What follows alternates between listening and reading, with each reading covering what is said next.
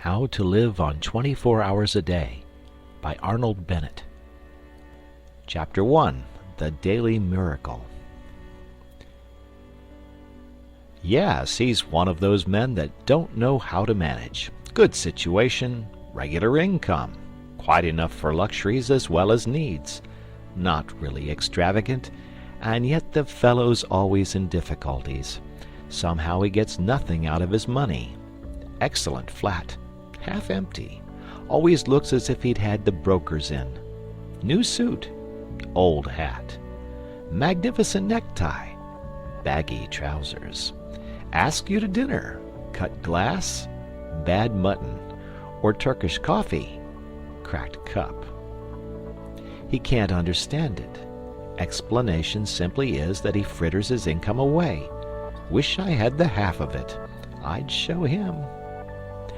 So we have most of us criticized at one time or another in our superior way. We are nearly all chancellors of the exchequer.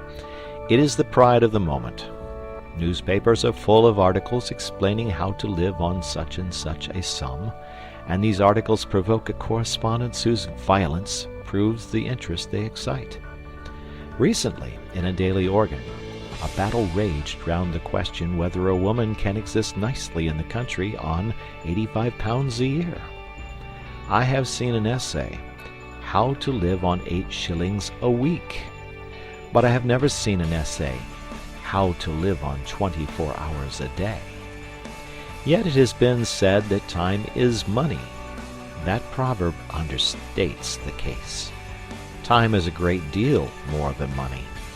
If you have time, you can obtain money, usually. But though you have the wealth of a cloakroom attendant at the Carlton Hotel, you cannot buy yourself a minute more time than I have, or the cat by the fire has.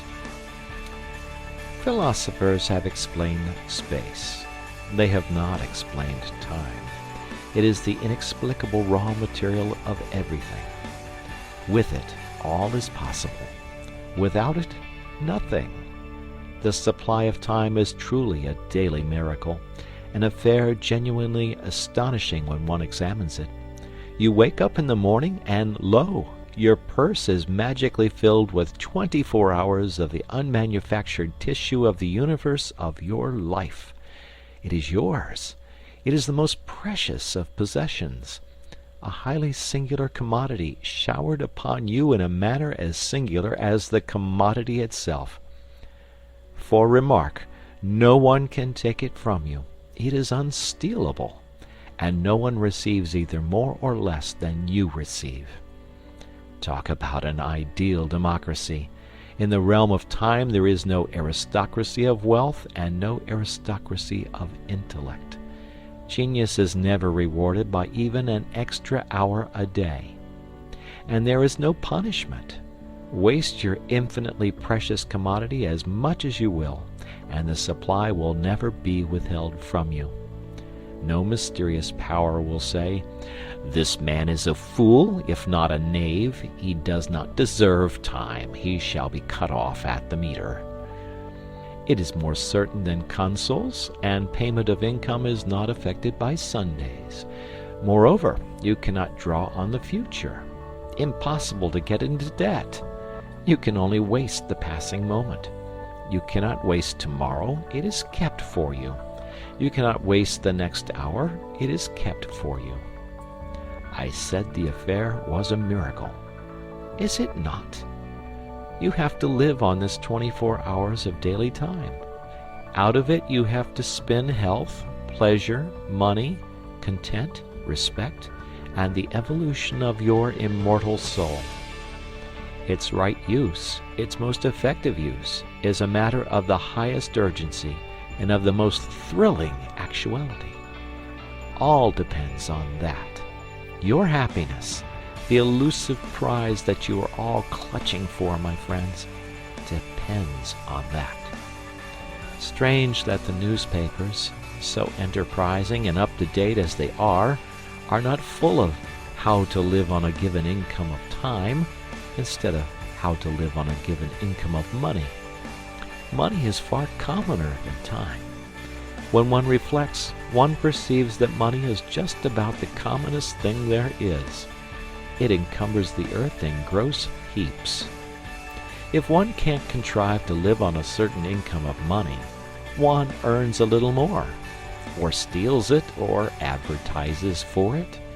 One doesn't necessarily muddle one's life because one can't quite manage on £1,000 a year. One braces the muscles and makes it guineas and balances the budget. But if you cannot arrange that an income of 24 hours a day shall exactly cover all proper items of expenditure, one does muddle one's life definitely.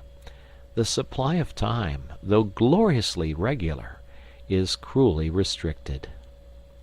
Which of us lives on 24 hours a day? And when I say lives, I do not mean exists, nor muddles through. Which of us is free from that uneasy feeling that the great spending departments of his daily life are not managed as they ought to be?